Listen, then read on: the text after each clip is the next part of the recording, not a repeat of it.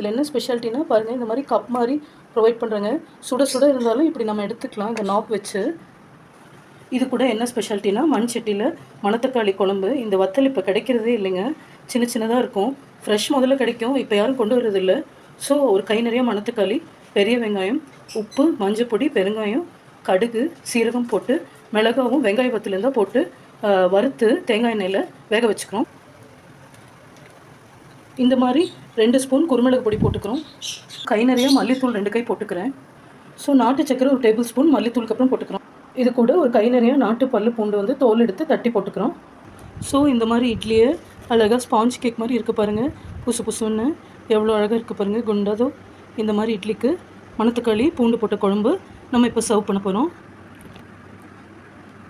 So இந்த மாதிரி குழம்பு நிறைய ஊற்றி மணத்தக்காளி குழம்பு அப்படியே பூண்டோட மணக்க சாப்பிட்டிங்கன்னு வச்சுக்கோங்க, நெஞ்சு சளியெல்லாம் விட்டுரும்.